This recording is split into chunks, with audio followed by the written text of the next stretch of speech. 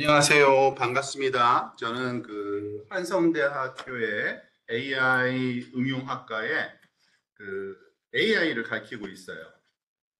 그 주로 과목을 AI라는 과목이 있는 건 아니고요. AI 관련된 기술된 과목들이 꽤 많거든요. 그러니까 머신러닝, 딥러닝 또는 생성형 AI 이런 것들이 다 요즘에 들어보셨을 직한 그런 AI 관련된 기술인데 그런 강의를 주로 담당하고 있습니다. 오늘 여러분들하고 같이 공부해 볼 내용은 이렇게 제목을 이렇게 잡아봤는데요. 생성형 AI의 이해와 일상생활 활용.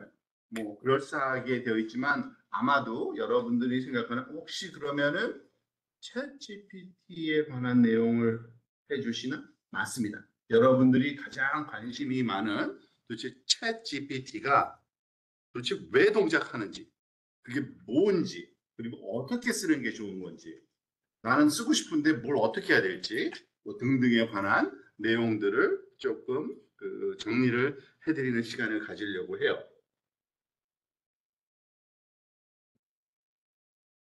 우선 여러분들에게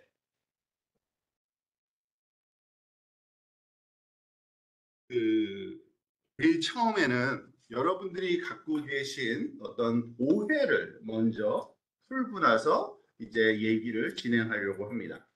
왜냐하면은 제가 사실은 AI 관련된 강좌를 거의 10년 가까이 하고 있는데 학교에서 전공자들하고 말하자면은 얘기를 할 때는 몰랐는데 최근 들어서 이제 비전공자들 지금 여러분들과 같은 분들 또는 외부 강연 이렇게 하다 보면은 이분들이 굉장히 큰 오해를 하고 있구나라는 생각을 제가 알게 됐어요. 그러니까 왜 이해를 못하는지가 이해되기 시작했어요. 그러니까 이해를 못한다는 게 어려워서가 아니라 여러분들이 좀 오해를 하고 있는 부분이 있는데 그것에 대한 오해를 먼저 풀어드리고 그 다음에 동작 원리 그리고 도대체 어떻게 챗GPT 같은 경우에는 말까지 하니까 말은 도대체 어떻게 하는 건지 근데 그걸 잘 쓰려면 어떻게 했어야 되는 건지, 그리고 일상생활에서 어떻게 활용될 수 있는지에 대한 내용을 조금 차분하게 차근차근 설명을 좀 드리도록 하겠습니다. 자, 여러분들 이거를 모르는 분들은 없을 거예요. 인공지능 시대에 살고 있어요, 요즘에요. 인공지능 뭔지 모르겠지만 동작을 하는 것도 알고 있어요. 잘 동작한대, 쓴대 사람들 다 도입하고 뭐 난리 났대. 그죠? 그런데 문제는 뭐냐면 인공지능이 동작한다. 즉, 지능적인 어떤 장치가 동작하는 거는 알아요. 그런데 여러분들이 또 모르는 게 하나 있는데 우리는요, 사람의 지능이 어떻게 동작하는지 아직도 몰라요. 아무도 몰라요. 여러분만 모르는 게 아닙니다. 전공자들도 몰라요. 이거는 숙제예요. 계속 공부하고 있어요. 그런데 그 누구도 명쾌하게 이렇게 동작해라고 밝혀낸 바가 빵이에요. 아시겠죠? 이게 굉장히 중요합니다. 약간 비슷한 말 같지만 다른 말이에요. 자, 그 이유를 또 가르쳐 드릴게요. 조금 더 구체적으로 들어가면 요즘에 챗 GPT와 관련돼서 많이 알려지는 바람에 이제 인공지능이 말을 시작했네라는 말들을 많이 하고 있어요. 그리고 인공지능은 말을 하네. 이거는 또 사실이에요. 그죠? 이거는 우리가 부정할 수가 없어요. 근데 더 우리가 오해하면 안 되는 것 중에 하나가 여러분들 확실히 아셔야 되는데 아직도 사람이 어떻게 말을 하는지 몰라요. 이건 충격적인 사실이죠. 왜냐하면은 마치 우리가 사람이 어떻게 말을 하는지를 알아내서 그거를 컴퓨터에다가 이식해서 그대로 따라하게 했을 거다라는 착각을 사람들이 많이 해요. 아니에요. 아직도 사람이 말을 어떻게 하는지 아무도 몰라요. 정말이지. 그러면 도대체 어떻게 한 건지 이게 또 문제잖아요. 인공지능은 동작을 하고 어떻게 사람이 지능이 동작하는지도 모르고 사람이 어떻게 말하는지도 모르는데 그러면 인공지능 어떻게 말하는 거지? 이런 의문이 생기는 겁니다. 그죠? 그래서 인공지능과 챗GPT를 이해하려면 걔네들이 동작하는 원리를 이해해야 되는 거지, 마치 사람이 하는 것을 거기에 말하자면 구현했을 거야 라는 기대감을 갖고 그거를 이해하려고 하면은 이해할 방법이 없어요. 왜냐하면은 이 지구상엔 아무도 그걸 이해하는 사람이 없기 때문에 그래요. 그러니까 엉뚱한 고생을 하는 거예요. 자, 그러면은 어떤 식으로 우리 이해를 해야 되느냐? 그래서 사실은 인공지능의 동작 방식을 이해하는 게 제일 중요합니다. 사람의 지능 동작 방식은 신경 쓰지 마세요. 왜냐하면 아무리 신경 써도 알 수가 없어요. 아직은. 물론 전공자들은 계속 공부하고 있죠. 그죠? 이거를 규명하려고 하고. 근데 그건 여러분 일반인들의 영역이 아니라는 겁니다. 자, 그런데 그러면 도대체 AI는, 인공지능은 그 지능적인 행동을 어떻게 하는 걸까? 이거를 명확히 알 필요가 있는데 사실은 인간의 지능을 그대로 흉내내는 게 아니라요. 지능적인 행위 또는 지능적인 작업을 흉내만 냈다라고 보시면 되는 겁니다. 자, 그게 뭐냐면은 이런 거죠. 사실 너무나도 많은 그 카테고리가 그 지능적이라는 행위의 범주에 들어가기 때문에 다 나열할 수도 없어요. 근데 몇 가지만 하면은 우리가 보통 하는 감지, 뭔가 있네, 없네, 이런 거 우리가 감지라고 그러거든요. 그런 거. 엄마네, 아빠네, 내 친구네, 누구네, 그 사람을 인식할 수 있죠. 그런 거. 물류. 고양이네. 이거 사과네. 배처럼 생겼네. 복숭아네. 다 분류할 수 있죠. 예측. 내일은 날씨가 춥겠네. 또는 덥겠네. 뭐 계산, 더하기, 빼기, 곱하기, 나누기. 요약하는 거, 의미 분석, 추론하는 거, 생성 등등등등 너무너무 많은 것들이 있어요. 그죠? 이런 것들은 다 뭐예요? 지능적인 행위고 지능적인 작업이라고 불러요. 그죠? 그런데 여기에 특징이 있어요. 거의 모든 지능적인 작업은 어떤 특징이냐면 입력과 출력이 있어요. 항상. 보고서 판단하고, 보고서 분석하고, 듣고서 이해하고, 입력과 출력. 굉장히 다양한 입출력이 있지만 항상 입력이 있으면 출력이 있고 입력이 있으면 출력이 있어요. 그리고 그것이 일관성 있게 진행돼요. 항상. 그런 거를 지능적 가업의 특성이라고 보통 얘기해요. 자, 그거를 조금 더 자세하게 한번 들어가 볼게요. 우리가 가장 말하자면 쉬운 예로서 이런 걸 많이 합니다. 지능적인 행동 중에 하나가 인식인데, 인식이라는 건 뭐냐면 뭘 봤을 때 저게 뭐지? 이렇게 판단하는 거를 인식이라고 하거든요. 고양이 사진을 탁 보고서 영어로 써서 챗이라고 썼는데 고양이네 라고 했으면 이건 지능적인 행위예요. 그죠? The food was great. 영어로 제가 써서 죄송합니다. 하지만은 이 정도는 뭐 다 아는 얘기죠. 음식이 훌륭했어. 그죠? 흑백 요리사에 요즘 뭐 인기가 많으니까 아마 1등 받았나 봐요. 그죠? The food was great 한 다음에 이 뜻이 뭐예요? 이 말의 뜻이 뭐예요? 좋다는 거잖아요. 그죠? 나쁘다는 뜻이 아니잖아요. 이것도 지능적인 행동이에요. 가만히 보세요. 입력이 있고 출력이 있고 입력이 있고 출력이 있어요. 항상. 그거를 AI라는 것이 뭔지는 모르지만 얘가 입력과 출력 다양한 지능적인 그 행위를 그대로 흉내를 냈다라고 보시면 되는 겁니다.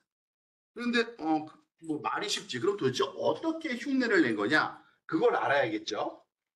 사실은 이 AI라는 인공지능이라는 기술이 하는 방법을 이해하면은 저 생각보다 그렇게 어려운 방법이 아니구나. 우리는 뭐 수학자가 아니고 맞아 컴퓨터 사이언티스트가 아니니까 별로 그렇게 자세한 기술적인 디테일을 몰라도 원리적으로는 저거는 할 수 있겠구나라는 감을 잡는 게 참 중요한데, 고양이 사진을 갖다가 주었을 때 캣이라는 어떤 그 고양이라는 거를 인식할 수 있는 건 지능적인 행위인데, 컴퓨터 안에서 그냥 고양이 사진을 받아들이고 그리고 그것을 고양이라고 말하는 게 절대 아니고, 그 안에서 조금 단계별로 나누면 우리가 얘가 이런 식으로 하는구나라는 걸 좀 이해할 수 있어요. 무슨 말이냐면은 사실 AI는 그냥 아무 데서나 동작하는 게 아니라 컴퓨터 안에서 동작을 해요. 컴퓨터가 있어야 돼요. 반드시 컴퓨터에서 동작하는 거예요. 크기가 크던 크기가 작던 여러분들의 스마트폰이든 아니면 집에 있는 컴퓨터든 아니면 대학교나 연구소에 있는 컴퓨터든 컴퓨터에서 동작해요. 근데 그 컴퓨터는 여러분들이 이 정도는 상식이죠. 사실은 아무것도 이해 못하고 숫자만 이해할 수 있어요. 숫자만, 컴퓨터는. 여러분이 아무리 키보드로 나는 오늘 어쩌고 이렇게 써도 실제로 컴퓨터로 입력되는 거는 나라는 뭐죠? 니은이라는 그러한 알파벳에 해당되는 숫자 37, 아라는 문자에 해당되는 그 숫자 58, 이런 것들이 전달될 뿐이에요. 그러니까 숫자뿐이 이해를 못해요, 컴퓨터는. 그래? 그러면은 숫자로 바꿔야겠죠. 사진을 절대 그냥 줄 수가 없어요. 이거는 보통 우리가 요즘 흔히 말하는 그 디지털 시대라고 얘기를 하잖아요. 그죠? 결국 디지털은 아무것도 아니에요. 우리 일상생활에 우리가 접하는 우리의 환경에 존재하는 모든 정보들을 숫자로 바꾸는 작업을 디지털이즈 또는 디지털화라고 얘기를 하거든요. 그러니까 숫자로 바꾸면 돼요. 고양이를 숫자로 바꾸는 건 어떻게 하냐면요. 이미지를 숫자로 바꾸는 건 너무 쉬워요. 왜냐하면은 사실 여러분들이 그 집에 개인 요즘에는 브라운관이 아니라 다 이제 LCD TV를 보잖아요, 집에서요. 근데 가만히 이렇게 가서 보면은 점들로 쫙 되어 있을 뿐이에요. 근데 그 점 하나하나가 픽셀이라고 부르는데 그 점 하나는 숫자예요, 그냥. 근데 숫자를 밝기 값으로 바꾼 거예요. 숫자가 크면 밝게 빛나게. 숫자가 작으면 어둡게 보이게 만든 게 TV잖아요. 똑같아요. 이미지도 어떤 사진이든지 간에 그 사진을 만드는데 사용된 이 화소수라고 그러죠. 픽셀을. 화소수 개수만큼의 숫자가 여기 들어있는 것 뿐이에요.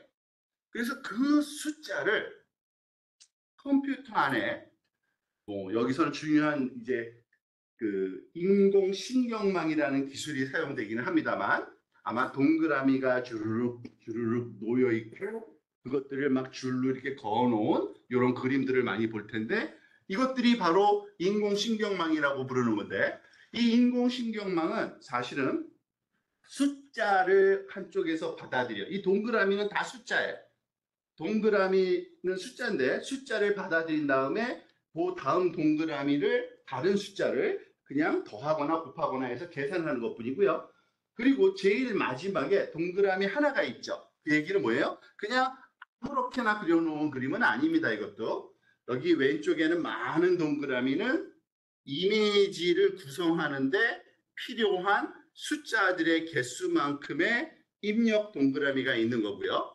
그 반대쪽에는 동그라미 하나를 놓으면 곱하고 더하고 곱하고 여러분들 100개의 숫자를 다 더하면 숫자가 하나가 되잖아요. 똑같은 원리예요. 그냥 숫자를 한 개로도 만들 수 있어요. 더하고 빼고 곱하고 해가지고. 그래서 숫자 하나를 만들어 놓은 거예요. 근데 역할을 어떤 식으로 만들었냐면 어떤 많은 숫자가 들어오든지 간에 고양이 사진에 해당되는 숫자가 들어오면 더하고 곱하고 더하고 곱하고 해가지고서 1이 나오도록 여기 1 또는 0이 나오도록 우리가 수학적으로 그걸 마음대로 컴퓨터에서는 할 수 있거든요. 그렇게 만들어 놓고 1이 나오면 cat이라고 쓰여지도록 컴퓨터 화면에 또는 1이 아니라 0이라는 값이 계산돼 나오면 고양이가 아닙니다. not 이렇게 쓰여지도록 만든 게 인공신경망이라고 부르는 거예요. 자, 그러면 이제 대충 저런 일은 저렇게 하는구나 라는 거를 감을 잡으셨을 텐데 이것만 그런 게 아니라 거의 모든 인공지능이 똑같이 동작한다는 거를 여러분들한테 설명을 드리려고 합니다. 그래서 이 부분 하나만 이해되면 이것도 아무것도 아닌 것 같지만 거의 모든 요즘에 일어나는 그 AI 관련된 기술이 다 이해될 거예요. 한번 실험을 해봅시다. 이걸 먼저 설명을 더 했어야죠. 그러면 도대체 얘는 어떻게 뭘 했길래 고양이 사진이 들어왔을 때 1, 고양이 사진이 아닌 뭐 사자, 뭐 아니면은 양, 코알라 사진이 들어오면 나 0이라는 걸 할까? 그죠? 이 부분은 수학적으로 굉장히 쉽지 않아요. 어려워요. 자, 그러면 이해하기가 좀 여러분들. 그렇지만 원리는 또 간단해요. 원리는 어떻게 하는 거냐면 고양이 관련된 사진을 수백, 수천 장 준비하고요. 고양이가 아닌 동물 사진을 수백, 수천 장을 준비해요. 그런 다음에 고양이 사진이 들어갔을 때 1이 나오고 고양이가 아닌 사진이 숫자 조합이 들어오면 0이 나오도록 이거를 훈련시킨다고 얘기를 하는데 아주 디테일한 설명은 제가 불가능하지만 여기서 시간 관계상 그냥 곱셈과 덧셈으로 숫자를 해가 조합하면 어떤 숫자든지 만들 수 있기 때문에 이거를 훈련시킨다라고 하고 이 훈련되는 과정은 굉장히 어렵지도 않아요. 왜냐하면 이미 방법이 정해져 있고 그 방법을 쓰는 그 뭐죠 그 과정도 굉장히 아주 루틴해요. 이 전공 분야에서는 심지어는 그냥 함수 하나 탁 불러서 학습해 하면 학습이 돼요. 그리고 그 원리는 이미 다 이해가 되고 있어요. 아, 이게 이래서 학습이 되는 거구나. 얘가 이래서 계산을 똑바로 하는구나. 이건 다 알려진 사실이에요. 이미. 그래서 요즘 AI 시대가 자꾸 발전하는 게 하루가 다르게 이런 기술 나왔습니다. 이런 기술 나왔습니다. 이런 기술 나왔습니다. 하는 게 다 방법을 알기 때문에 여기에 한번 적용해보고 저기 한번 적용해보고 막 이러는 것 뿐이에요. 근데 그 내용이 너무 궁금하다 하면은 AI 전공 분야를 전공하셔야겠죠. 어쨌든 그렇지만은 잘 알려진 방법이 있어서 충분히 맞는 데이터와 틀린 데이터를 가지고서 훈련이라는 과정을 거치면 얘가 우리가 의도한 대로 행동한다, 학습한다. 근데 지금 설명드린 것처럼 그것들이 그렇게 간단한 건 아니에요. 그래서 사실은 전공자한테도 여러 가지 단계가 있어요. 이걸 이해하는 방법론이 굉장히 복잡하거든요, 사실은요. 그래서 굉장히 오랜 시간이 걸렸는데 요즘에는 많은 말하자면은 그 이제 발전을 이루어서 정리정돈이 잘 돼서 예를 들면 이런 겁니다. 입력되는 어떤 숫자들이 몇십 개, 몇백 개, 몇천 개, 몇만 개든지 간에 몇 개 되는 숫자로 만들어지는 그 과정을 우리가 왜 이게 정확하게 만들 수 있을까라는 거를 그 확률론적으로 설명하는 방법론도 있어요. 근데 이거는 굉장히 이해하기가 어려워요. 대학원 수준이에요. 굉장히 아주 멋지고 아주 그냥 완벽한 설명인데 수학적으로 그리고 그 논리적으로 근데 조금 이해가 힘든 단점이 있고요. 그럼 대학교 수준에서는 보통 대수학적인 설명을 많이 하는데 아마 선형대수라고 뭐 여러분 모르셔도 돼요. 뭐 행렬하고 벡터라는 걸 배우는데 이런 것들의 연산 때문에 그리고 이것이 프로젝션이 돼서 어쩔 수 없이 이게 제대로 맞을 수밖에 없다라는 그런 논리적인 설명도 또 해요. 근데 그것도 AI 전공자 학부 수준의 말하자면 설명이에요. 왜냐하면 사전 기술 지식이 좀 필요한 거죠. 그러면 비전공자들 입장에서는 이걸 어떻게 이해해야 될까라고 저도 이걸 많이 고민을 했는데 왜냐하면 이런 강연을 위해서 사실 우리가 함수라는 거는 중학교 때 이후부터 만약에 배우기 시작해요. 함수라는 거 너무 어렵게 생각하지 마세요. 입력과 출력 관계를 설명하는 게 함수예요, 사실은. 뭐가 들어가면 똑같은 게 들어가면 항상 똑같은 게 나와야 돼요. 그런 수학적인 공식을 함수라고 하거든요. 얘도 똑같아요. 함수예요. 즉 어떤 숫자가 들어가면 똑같은 숫자가 들어가면 반드시 똑같은 결과를 나와야 되는 계산 과정.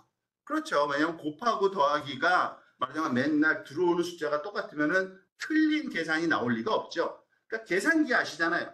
계산기에 우리가 누르는 숫자가 똑같은데 값이 틀리면은 말이 안 되잖아요. 그건 함수가 아니잖아요. 그죠? 그런 걸 함수라 그러고 그걸 fx라고 많이 부르죠. 우리가 펑션의 약자로 f를 써서 입력을 x라 그러고 x가 들어오면 결과 y가 나오는. 그죠? 그러니까 인공지능에 사용되는 인공신경망은 사실은 굉장히 많은 복잡한 계산이 이루어지긴 하지만 결국에는 입력과 출력을 숫자들 간에 연결만 시켜주는 이런 역할을 하고 있다라고 이해하시면 돼요. 자, 그런데 고양이 예를 들었을 때는 그럴 수 있을 것 같이 이해들을 하세요, 사람들이. 근데 우리가 고양이 하나만 구분하자고 그걸 지능이라고 할 수 있을까? 조금 그렇죠. 그래서 지능적이라는 건 좀 더 복잡한 걸 할 수 있어야 되지 않나? 한번 복잡도를 살짝 높여볼게요. 무슨 말이냐? 고양이만 판단할 수 있는 게 아니라 세상에 동물이 얼마나 많아요, 그죠? 그럼 복잡한 거는 나중에 하고 한 세 가지 서로 다른 동물을 구분할 수 있을까? 얘가? 근데 하거든요. 근데 그런데 인공지능 학자들은 그거를 어떻게 하느냐? 새로운 기술을 개발한 게 아니에요. 아까 설명드린 인공신경망은 그대로 쓰는데 끝에 이거 보통 이렇게 그 인공신경망을 이렇게 그 그려놨을 때 왼쪽에서 들어가는 숫자들을 우리가 입력이라고 표현하고요. 오른쪽에 있는 것들을 출력이라고 보통 얘기해요. 왼쪽, 오른쪽 이렇게. 오른쪽에 출력에 있는 그 숫자를 뱉어내는 계산하는 노드를 개수를 바꿔치기 했어요. 어떻게? 아까 그림에서 하나였죠. 근데 세 개를 갖다 놓고 이런 약속을 하는 거예요. 어떻게? 첫 번째가 1이고 이거 동그라미는 숫자예요. 항상 동그라미는 숫자라고 보시면 됩니다. 1이 나오고 0이 나오고 0이 나오면 버드라고 하자. 0이 나오고 1이 나오고 0이 나오면 캣이라고 하자. 그러니까 세 번째 게 1이 나오면 도그, 두 번째 게 1이 나오면 캣, 첫 번째 게 1이 나오면 버드. 그러니까 새라고 하자. 하고서 새, 고양이, 개를 가져다 놓고 막 훈련을 시키면 얘가 동작을 해요, 진짜. 고양이일 때는 두 번째 것만 1 하고 나오고요. 강아지일 때는 세 번째 게 1이 나오도록 아까 말씀드렸잖아요. 훈련하는 방법이 있다고. 그건 너무나도 잘 알려져 있고 잘 동작해요. 그 대신 조건은 충분히 많은 사진, 데이터만 주면은 얘가 그거를 학습해서 나중에 항상 어떤 사진이 들어와도 고양이네, 개네, 새네 이렇게 얘기를 해주는 거예요. 실제로 말을 하는 건 아니죠. 100을 내뱉거나 010을 내뱉거나 001을 내뱉게 훈련시켜 놓은 거예요. 그 정도 가지고 지능이라고 할 수 없죠. 사실 요즘에 웬만한 사진기에는 사진 탁 찍으려고 그러면은 사람 얼굴 주변에 노란색 또는 주황색 네모가 이렇게 만들어지는 거 많이 경험을 하셨죠? 그죠? 그거 인공지능이에요. 근데 그걸 어떻게 했을까? 정말 대단하네. 그죠? 여러분이 지금 배운 요 기술을 그대로 쓴 거예요. 그런데 어떻게 했느냐? 여기서는 자동차 그림을 예를 들고 있는데 만약에 자동차가 있으면 자동차 주변에 이렇게 네모난 박스가 그려지게 할 때 컴퓨터가 사진을 보고 이걸 그릴 리는 없겠죠. 컴퓨터는 뭐만 할 수 있다 그랬죠? 숫자를 받아들일 수 있고요. 숫자를 내뱉을 수가 있어요. 그런데 어떤 식으로 인공신경망을 만들었냐면 인공지능학자들이 가만히 보니까 아까랑 좀 비슷하긴 한데 좀 복잡해졌는데 뭐가 다를까? 가만히 보세요. 왼쪽에는 숫자들이 많은 거를 집어넣었다고 생각하면 되고요. 오른쪽에 이제는 세 개도 아니라 뭐 6개나 집어넣네 뭐 이런 느낌이 딱 오죠? 맞아요. 실제로 이런 이걸 바운딩 박스라고 보통 우리가 표현하는데 즉 이것을 둘러싸고 있는 조그만 상자잖아요. 그죠? 이거를 그림을 그리는 게 아니라 인공지능 측면에서는 이런 그림을 그리는 그림에서 사각형을 그리려면 컴퓨터 입장에서는 숫자 4개만 알면은 그릴 수 있어요. 무슨 말이냐? 사각형에는 항상 중심이 있고요. 중심은 X좌표, Y좌표가 있어서 2개 숫자가 필요해요. 중심을 알려면. 근데 사각형도 크고 작고가 있잖아요. 2개의 숫자가 더 있으면은 확실하게 다른 사각형이 그려져요. 즉 중심과 폭과 높이, 길이를 가르쳐주면 우리가 원하는 사각형은 뭐든지 그릴 수가 있어요.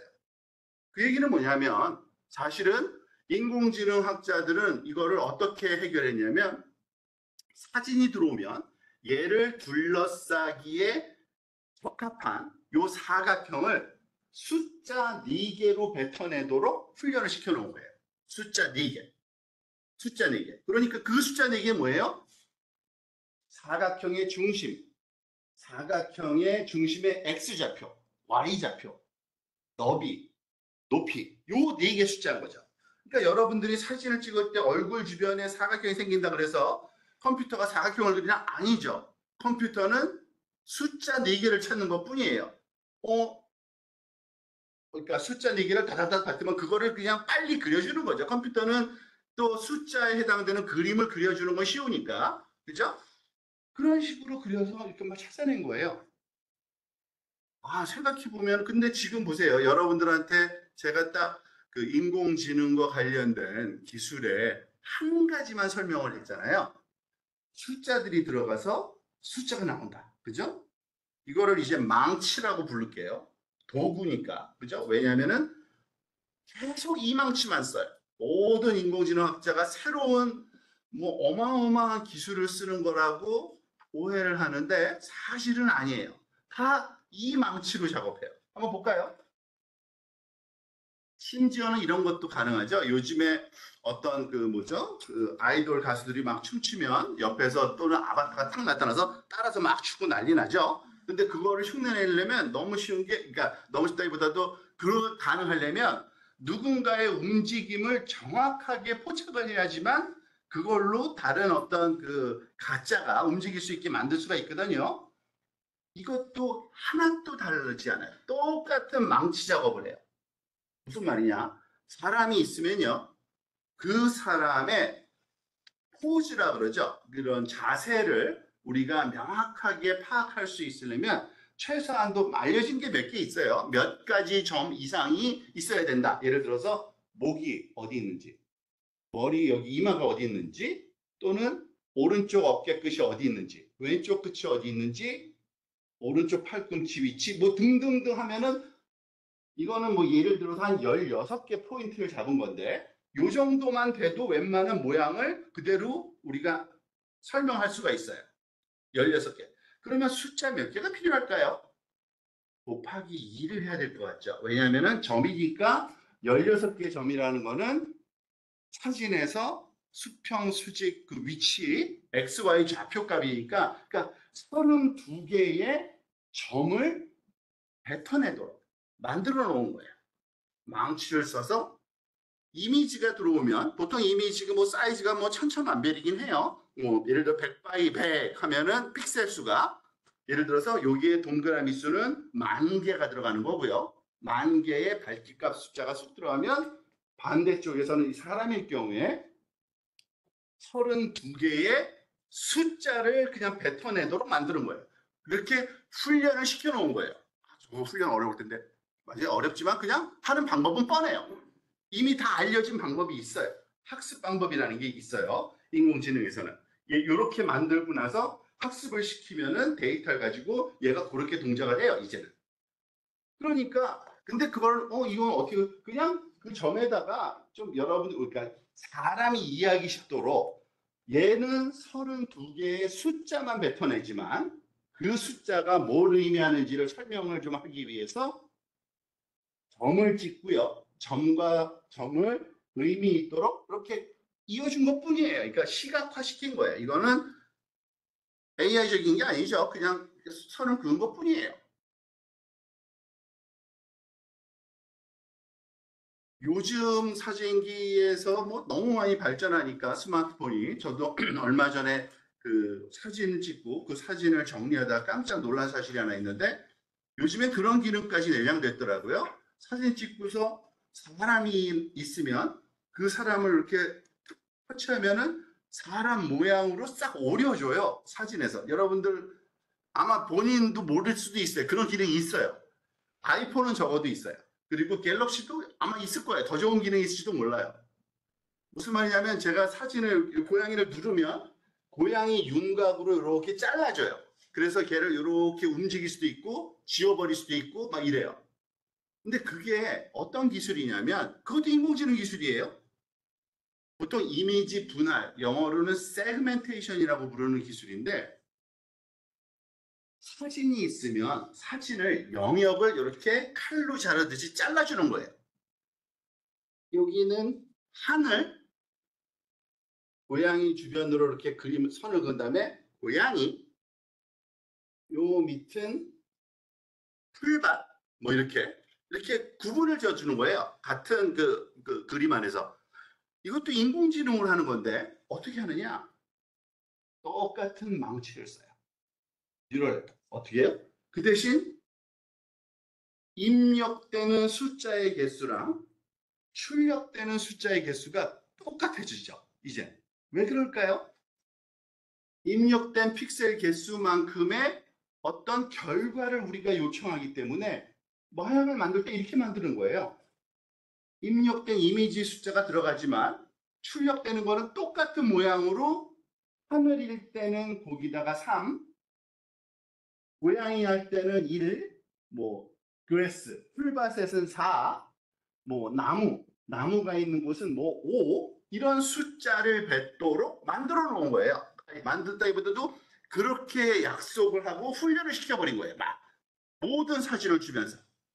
그러니까 어떤 새로운 사진이 들어오면 사람 주변에는 약속된 사람 모양으로 이렇게 잘라버리면서 어떤 숫자를 날 주겠죠. 그거를 뭐 컴퓨터에서 어떻게 그래픽으로 뭘 하든지는 너무 쉬우니까 그냥 쭉 움직여서 사람을 바꿔치기도 하고 하늘을 어둡게도 만들고 밝게도 만들고 막 마음대로 하는 거예요. 그게 그때 아까 썼던 거랑 똑같은 기능이죠. 숫자들이 들어가서 숫자들이 나오도록 훈련시킨 것뿐이에요. 근데 출력되는 숫자 개수만 다르고 의미만 다르도록 훈련한 거죠. 자, 그런데 이와 같이 그림 얘기를 하면은 사람들이 이해를 잘 하세요. 왜냐면은 기본적인 상식들이 많아가지고 그림은 사실 알고 보면은 다 숫자야. 그거 다 알고 있어요. 그죠? 그리고 결과로 1이 나오면 cat 아니면 not 이렇게 하면 되겠지. 뭐 이해가 좀 돼요. 그죠? 그런데 여기서부터 이제 살짝 이해가 잘 안 되기 시작하죠.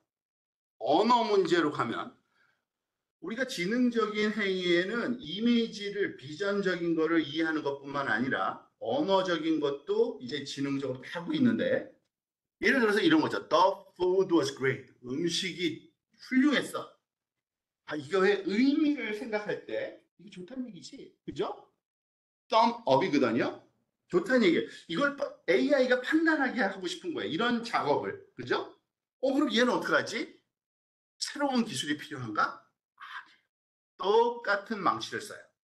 근데 여러분들이 항상 이 뉴럴 네트워크, 인공신경망을 기억할 때는 참, 그러니까 인공신경망의 원리는 숫자를 받아들이고 숫자를 내뱉는 거. 그게 다예요. 여러분들이 이해해야 되는 거는. 여러분 수준에서는. 그러니까 얘를 숫자로 바꿔야 되는 거예요. 그리고 출력되는 것도 숫자를 문자로 바꿀 어떤 계획이 있어야 되는 거예요. 뭐냐? 여러분들 문장을 숫자로 바꾸는 방법이 아주 스마트한 방법이 필요한 게 아니에요. 사실은. 알고 보면 우리가 어렸을 때부터 하던 작업이에요. 뭐냐면은 이게 무슨 뜻이지? 사전을 막 찾죠.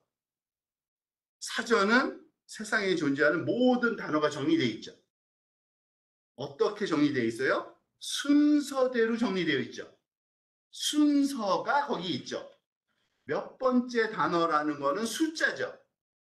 결국에는 사전에는 얘의 숫자적인 위치가 다 들어있어요. 너는 3276번째 단어야. 그러면은 3726이라는 숫자로 바꿔치기 하는 거예요. 너를. 코드는 좀 더 앞에 있겠죠. F가. 그죠? 그러면은 얘는 2456번째야. 2400 숫자로 바꿔치기 하는 거예요. 진짜 그렇게 해요. 워즈도 저 뒤에 있네. 27,670번째네. 그 숫자로 바꾸는 거예요. 그것도 숫자잖아요. 모든 문장은 숫자로 바꿀 수 있어요. 사전 하나만 있으면. 그죠? 그래서 숫자로 바꿔서 넣고 그러면 가능해 보이죠? 그리고 마지막에 1이 나오면 그러니까 1이 나오거나 0이 나오도록 만들어 놨는데 1은 굿이라는 뜻으로 만들고 0은 bad라는 걸 만들어서 문장을 막 학습시키면 좋은 뜻의 문장은 굿이 나오고 일이 나오고 나쁜 뜻의 문장은 bad가 나오게 훈련이 가능한 거예요. 근데 해봤어요. 근데 잘 안 됐어요. 막 틀려요. 그래서 막 고민한 거죠. 그러니까 학자들이 그걸 무슨 좋은 방법 없을까? 근데 뭐 여기까지도 알 필요도 없는데 원리는 똑같으니까 숫자 집어넣어 숫자 빼는 건 똑같기 때문에 그러니까 요 정도는 알면은 좀 더 이해도가 높아지는데 숫자 하나로 바꾸는 것보다 숫자 몇만 개로 바꾸자. 엉뚱해 보이죠? 무슨 말이냐면 이런 식으로 바꿨더니 동작을 잘해요. 어차피 얘는 숫자뿐이 몰라요. 그죠? 근데 숫자 하나만 주지 말고 숫자를 예를 들어서 그 사전에 숫자가 몇 개가 있는지 여러분들 해본 적 없죠? 예를 들어 정해야 돼요. 약속을 해야 돼요. 10,000개가 있다고 한번 해봅시다. 10,000개 단어가. 그러면 숫자 10,000개를 주기로 바꿔버렸어요. 어떻게? 10,000개 중에 해당 번째의 숫자만 1이고 나머진 제로. 그러니까 굉장히 이상한 숫자죠. 몽땅 제로고 하나만 1인. 이걸 원샷 벡터라고 불러요. 이름이 이해가 되죠? 한 개만 1인 숫자 그룹을 주자. 그러면은 너도 10,000개 숫자, 푸드도 10,000개의 숫자. 그렇지만은 1의 위치가 다른 것 뿐이에요. 1의 위치가. 이해되시죠? 그거를 상징적으로 그려놓은 그림이에요. 검은색 띠인데 이게 숫자고요. 다 제로고 검은색은 1은 흰색으로 표현했어요, 제가. 그러니까 검은색 띠에 흰색의 점이 하나가 있는데 위치가 다 다르겠죠. 단어마다. 근데 걔네들을 쑥 더하면 어떻게 되겠어요? 항상 똑같은 길이의 벡터가 돼요. 항상. 그러니까 굉장히 기술적으로 다루기가 쉬워져요. 그러니까 인공지능 학자들이. 그래서 나는 10,000개의 보케브러리로 이걸 학습시켜야지. 그러면 길이가 10,000개인 벡터를 만들어서 모든 단어들은 1 또는 0으로 탁탁탁 바꿔치기해서 집어넣었어요. 그래서 훈련시켰어요. 그랬더니 이게 잘 되는 거예요. 그렇지만은 달라진 거 하나도 없죠. 망치는 계속 똑같은 망치를 쓰고 있어요. 숫자를 집어넣으면 숫자를 뱉고 내가 입력으로 사용할 것들의 숫자 변환하는 방식만 조금씩 바뀐 거. 출력되는 것도 우리가 원하는 그 의미로 바꿔놓는 거. 이게 달라진 거예요.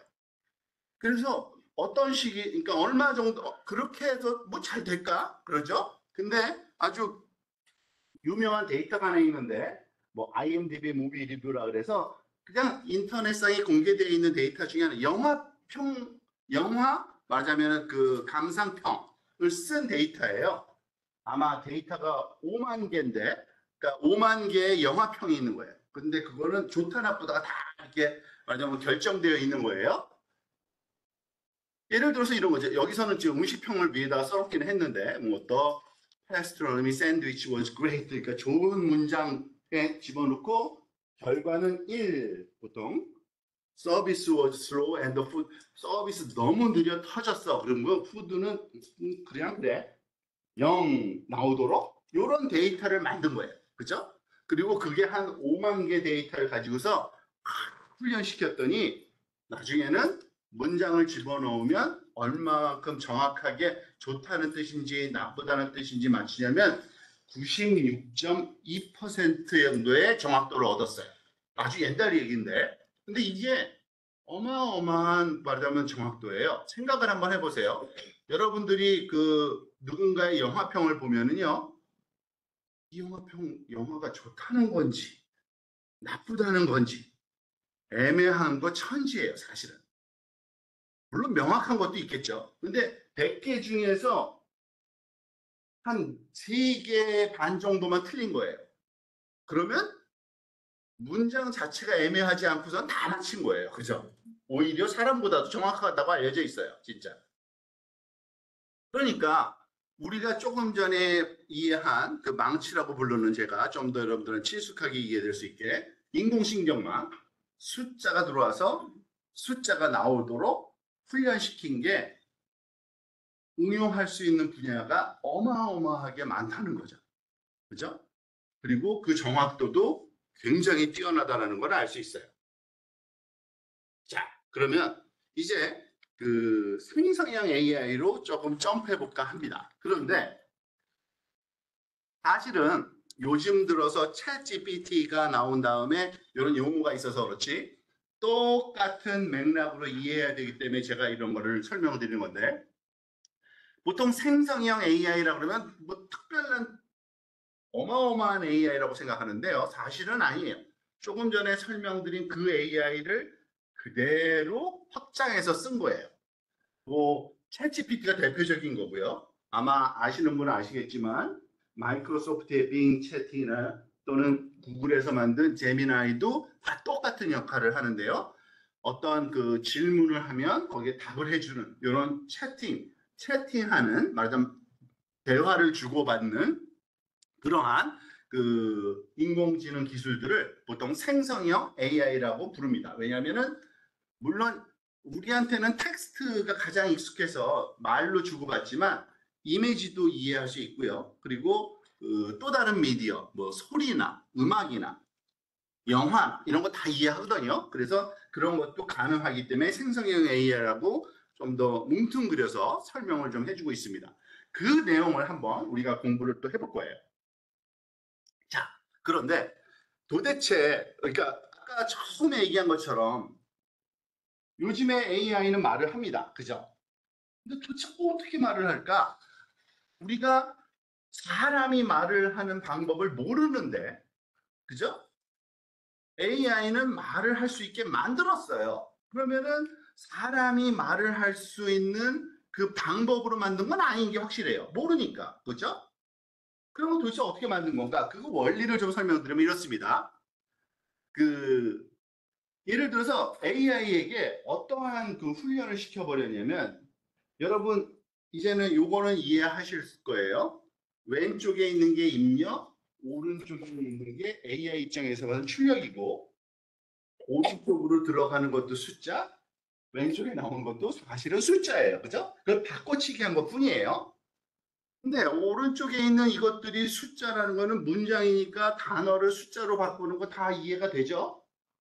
그러면 여기서 단어가 나오게 하려면 어떻게 해야 돼요? 숫자가 나오게 한 다음에 그 숫자를 해당하는 단어로 바꿔치기만 하면 되는 거잖아요. 그죠? 그 얘기는 뭐냐면 문장을 집어넣고 문장을 받아낼 수도 있다예요. 그죠? 논리적으로는 그렇죠. 그런데 아무렇게나 한 게 아니라 이런 작업을 했어요. 인공지능학자들이. 인터넷상에 문장은 너무너무 많죠. 그냥 문장 하나를 딱 끄집어냈어요. 근데 그게 이거예요. My favorite food is a bagel with cream cheese. 나는 크림치즈랑 먹는 베이글을 제일 좋아해. 그죠? 자, 이런 문장을 이걸 그러니까 왜 그랬는지 모르지만 처음에 그 인공지능 학자들 진짜 논문에도 써 있어요. 이런 식으로 하면은 얘네들이 우리가 쓰는 언어를 조금은 이해하지 않을까, 방식대로 적당하지 않을까라는 어떤 기대감으로 한 작업인데 이거예요. My favorite food is a. 그러니까 5개. 이 문장에서 앞에서 5번째 단어까지만을 입력으로 삼고 출력을 6번째 게 출력이 돼야 돼라고 데이터를 만들어 놓은 거예요. 그리고 그 다음 데이터로는 6번째 단어까지가 입력이고 출력은 7번째 단어가 나와야 돼라고 또 데이터를 만든 거예요. 그러면 데이터를 많이 만들 수 있겠죠. 왜냐하면은 왼쪽에 있는 그 끝나는 그 단어 번째 다음 게 답변이 나오도록 모든 인터넷상에 있는 문장을 가지고 이 작업을 그냥 해버린 거예요. 제가 생략을 해서 그렇지만 이거 숫자만 들어가는 거예요. 그죠? 근데 숫자가 좀 바뀌겠죠. 매번 처음에는 숫자 하나였다가 2개였다가 3개였다가 4개였다가 5개였다가 하지만 스틸 숫자예요. 숫자들이 개수가 바뀌니까 입력이 달라지고 입력 숫자가 달라지면 다른 단어가 나오도록 약속된 거니까 다른 숫자가 나오는 거로 이거를 훈련을 시켜봤어요. 그걸 보통 우리가 이거를 좀 유식한 말로는 베이스 LLM이라고 그러는데 라지 랭귀지 모델의 약자예요. LLM은. 그랬더니 사실은 여기서 여러분들이 또 이해해야 될 게 뭐냐면은 이렇게 훈련을 시켰더니 문장을 만들어서 집어넣으면 문장을 완성하더라. 얘가. 어떻게 완성하느냐? 이렇게 훈련시켰더니 이거예요. 나는 밥을까지 집어넣으면 그러니까 얘가 인터넷상에는 한글도 있잖아요. 그러니까 언어에 상관없이 다 훈련을 시켰거든요. 그래서 한글이 들어가면은요. 한글로 답해요. 그 이유는 얘가 학습하기를 나는 밥을 다음에 가장 많이 자기가 봤던 단어는 혼자였던 거예요, 사실은. 뭐 맛있게도 있어요. 누군가는 나는 밥을 맛있게 먹었습니다라는 문장도 있었을 거 아니에요. 나는 밥을 먹습니다라는 문장도 있었을 거 아니에요. 그죠? 근데 얘가 훈련하고 나서 보니까 혼자라는 단어가 나올 확률이 92%였다. 이거 다 확률값으로 계산하거든요. 얘는 뭐 이거는 그 여러분들이 디테일하게 알 필요는 없어요. 우리가 보통 제가 말씀드릴 때 입력과 출력이 있는데 출력에 1 또는 0이 나와야 됩니다 하지만 사실은 1 또는 0이 나오지는 못해요. 그냥 숫자가 나오는데 0.98769 이런 게 나오고 또는 0에 가까운 뭐 0.0234 또는 0.4, 0.2 이런 숫자가 막 나와요. 근데 반을 뚝 자르는 거죠. 그래서 0.5보다 크면 1 그냥 0.5보다 작으면 0 그냥 막 판단해 버려요. 근데 이 그 언어로 학습시켰더니 요 다음 단어가 뭐가 나올지를 얘가 가장 확률이 높은 걸 가르쳐줘요. 그러면은 어떤 작업을 했느냐? 그래? 그럼 그거를 입력으로 쓰자. 그랬더니 나는 밥을 혼자까지가 입력이 다시 되고 다음 단어는 또 확률이 확 바뀌어요. 이 단어가 들어가는 바람에. 그래서 맛있게 더 말하자면 확률이 높아졌어. 그래서 이거를 계속하면 어떻게 되겠어요? 문장이 그럴싸하게 만들어질 때까지 계속 작업을 하겠죠.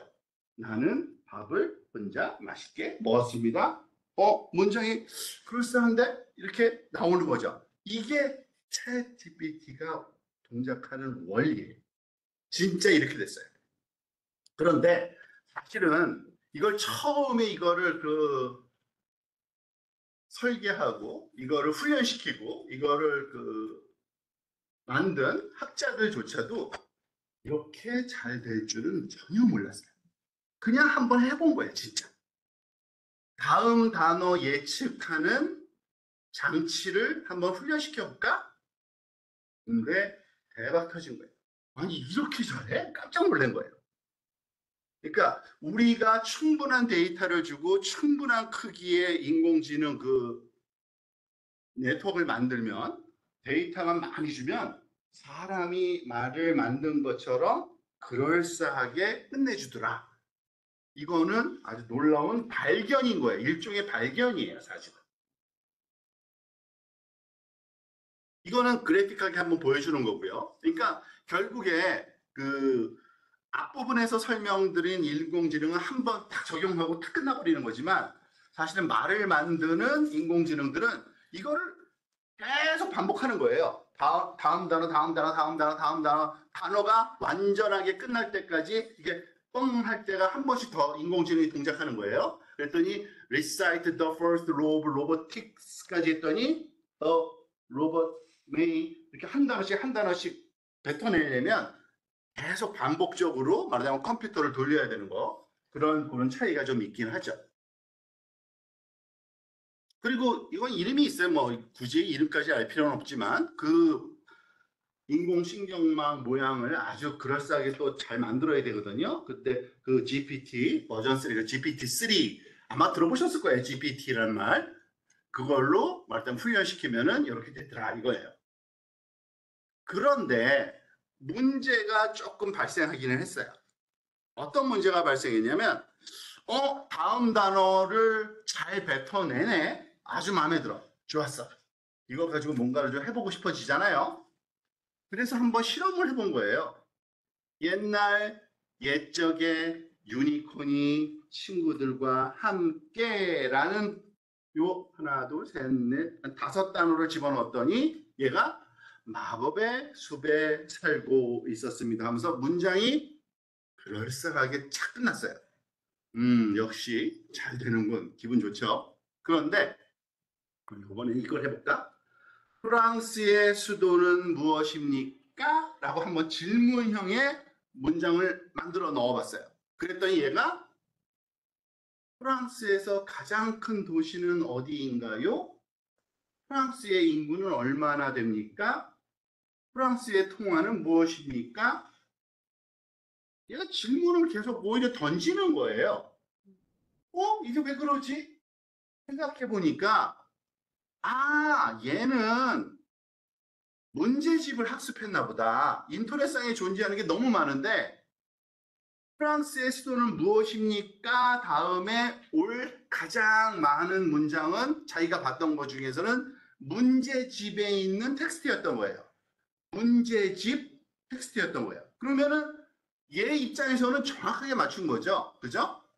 내가 많이 봤는데 프랑스의 수도는 무엇입니까? 다음에는 반드시 또 다른 프랑스에 관한 질문이 있었던데? 라고 생각한 거예요. 그죠?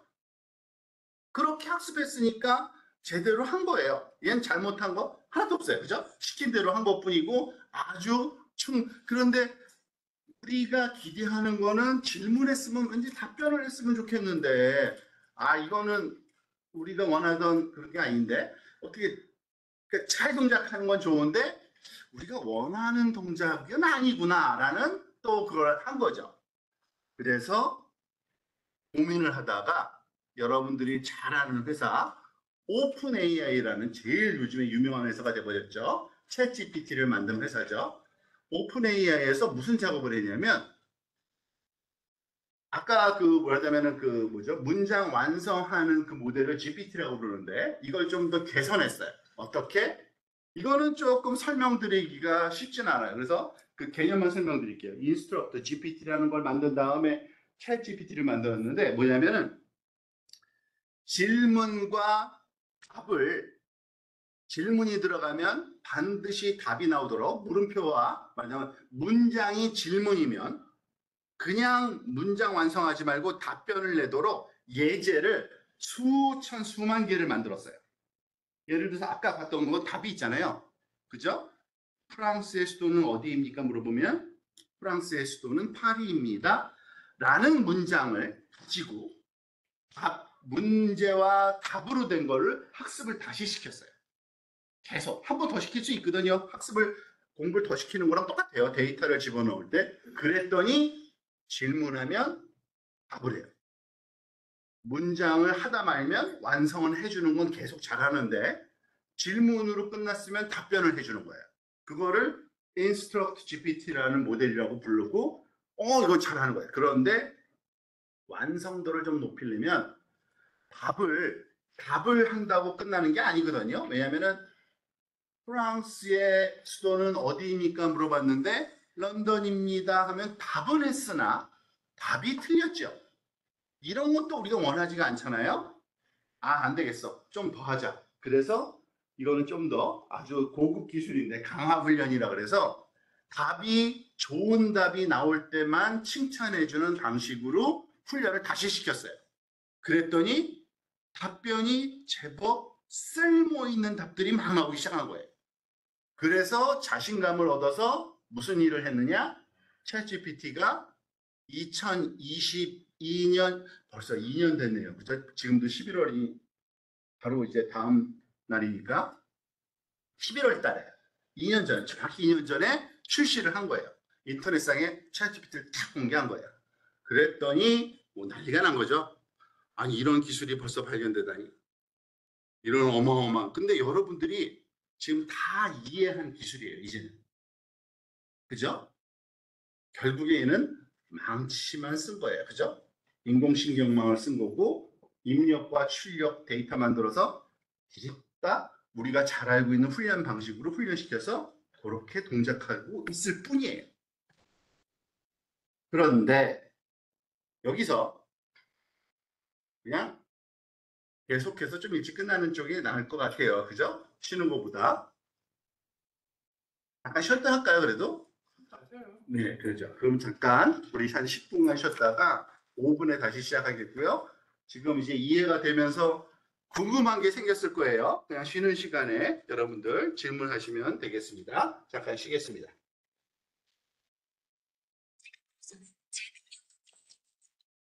요즘 들어서 아주 그냥 부쩍 반응을 잘해요.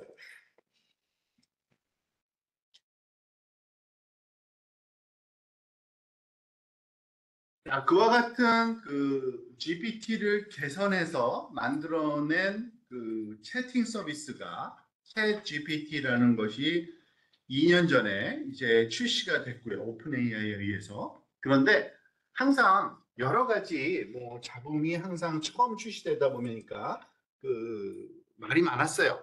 해보니까 여러 가지, 그러니까 좋고 재밌고 유용해 보이긴 한데, 문제가 좀 있네 하는 것들이 너무 많이 발견됐어요. 예를 들어서 그 지식 단절 현상이 있다라고 처음에 얘기했고요. 왜냐하면은 얘를 문장으로 학습시키다 보니까 사용된 문장을 인터넷에서 긁어왔거든요. 근데 2022년도 11월에 출시했잖아요. 학습시키기 위해서 인터넷에서 긁어온 시기가 언제냐면 2022년 1월까지. 그러니까 한 몇 달 걸렸대요, 훈련시키는데. 그러니까 데이터가 얘가 학습하는데 사용됐던 그 문장이 22년도 1월까지의 인터넷상에 떠돌던 문장인 거예요. 그러니까 그 이후의 걸 물어보면은 도저히 답변을 못 하는 거예요. 그러니까 답변이도 아니죠. 사실은 문장 완성을 하기는 하는데 엉뚱한 완성을 하는 거예요.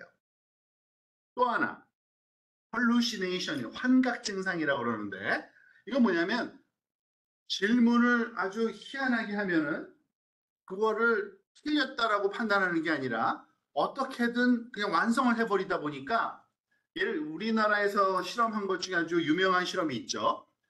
세종대왕의 맥북 던진 사건에 대해서 알려줘 했더니 그 사건은요 집현전 학자들이 뭐 말을 안 들어서 세종대왕이 화가 나서 가지고 있던 맥북을 던졌어요.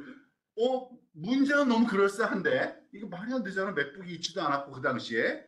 그렇지만 그런 그 답변을 하더라. 그러니까 잘못됐다. 뭐 이렇게 우긴 거죠. 근데 저는 잘못됐다고 생각 안 해요. 진짜 문장 완성이 얘 목적이었지 팩트를 확인하라 그런 적 없거든요. 그런 거는 학습된 적도 없기 때문에 그럴 수밖에 없을 것 같아요. 또 하나, 입출력이 제한이 되더라. 아까 설명드렸죠? 입력되는 단어들을 숫자로 바꿔야 되다 보니까 숫자의 개수를 이 동그라미 개수로 딱 정해버리고 훈련시켜요. 그래서 이게 몇 개 이상이 되면 훈련할 때 썼던 거 이상이 되면 못해요. 근데 많이 고쳐졌어요. 10만 개도 넘게 단어가 들어갈 수 있고 이건 거의 뭐 책 한 권, 두꺼운 책 한 권에 문장 다 집어넣을 수 있어요. 편향되어 있다. 이거는 뭐 너무나도 당연한 얘기인데 한번 보세요. 이런 문장을 했더니 이렇게 답하니까 이거 잘못된 거야 라고 사람들이 그랬거든요. The nurse walked to the parking lot and took out 밑줄 쫙 했더니 her phone 이렇게 답을 했대요. 간호사가 주차장에 가서 뭐를 꺼냈습니다. 근데 뭐가 여기서 그녀의 핸드폰을 꺼냈습니다 라고 쓴 거잖아요. 내가 언제 간호사가 여자라 그랬어? 왜 허라고 답해? 이러면 사람들이 이거 잘못된 거 아니에요? 막 이러는 거예요. 근데 저는 잘못된 것 같지가 않아요. 왜냐면 반드시 그럴 필요는 없지만 얘가 학습한 단어들로 봤을 때는 세상에 아마 그러니까 확률 게임이니까 여자의 확률이 훨씬 높죠. 남자 간호사가 없다는 게 아니라 확률적으로 봐서 높으니까 확률적으로 높은 답을 한 거니까 잘한 거예요, 사실은. 근데 어쨌든 그것도 문제라고 사람들이 이슈를 삼았어요. 또 하나, 유해한 언어. 그러니까 모든 단어를 학습하다 보니까, 그러니까 그 소위 비속어 같은 것도 막 쓰고, 그러니까 요청을 하면 또는 그 뭐 그때는 그런 거 많이 했었죠. 무슨 말하자면은 권총 만드는 방법을 알려줘 하면은 다다다다다 폭탄 제조법을 알려주니까 어떤 그 사회적으로 그러니까 그 해가 될 만한 그런 내용도 됐더라. 이게 단점으로 많은 것들이 나왔어요. 그런데 아시는 것처럼 뭐 오픈 AI가 돈 벌자고 하는 짓인데 뭔들 못하겠어요? 다 고쳤죠 뭐 그죠?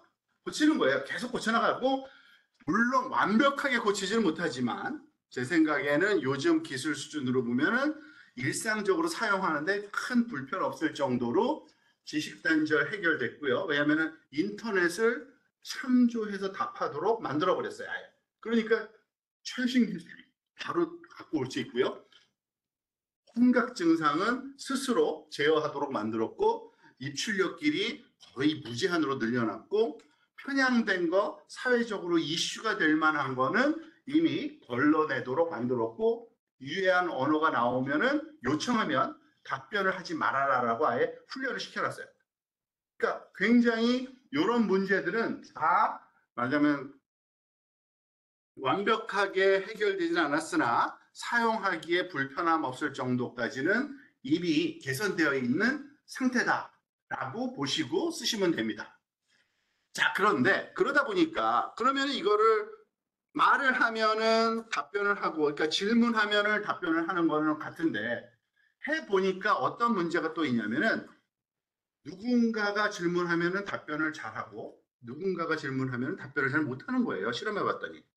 근데 그 사람을 보고 답변 잘하고 못하는 게 아니라 질문자의 질문이 달랐던 게 많아요. 가만히 보면 누구는 굉장히 질문을 잘하고 어떤 사람은 잘 질문을 못하는 거예요.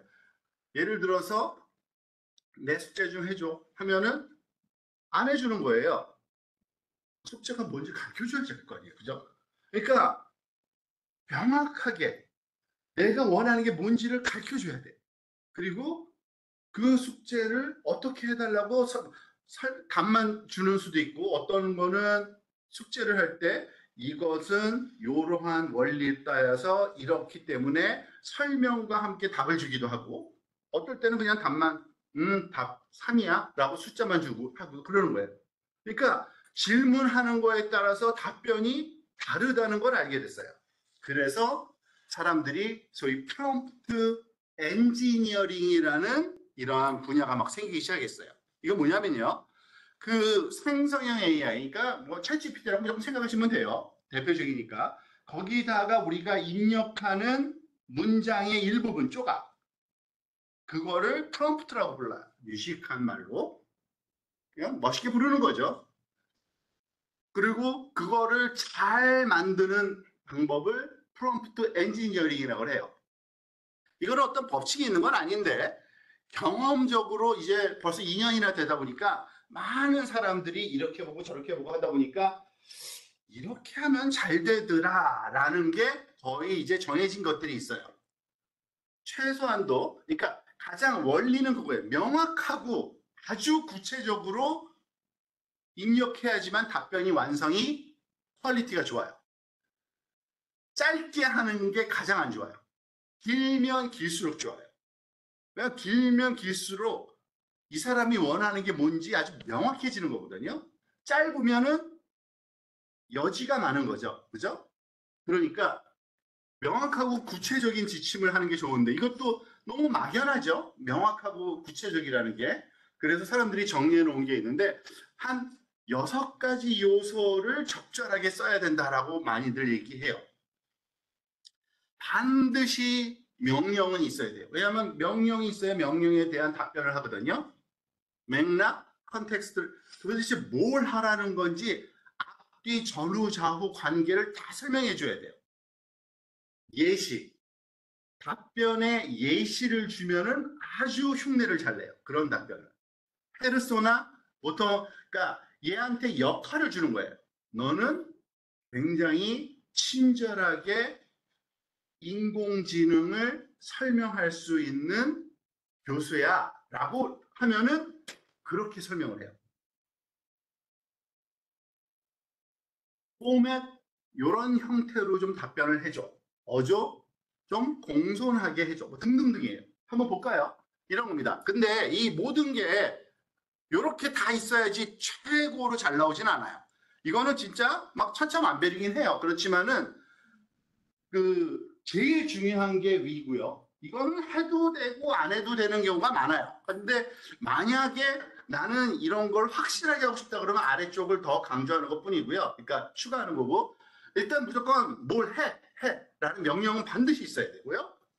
뭘 하라는지 맥락은 반드시 이 두 개는 너무 중요해요. 두 개. 그죠?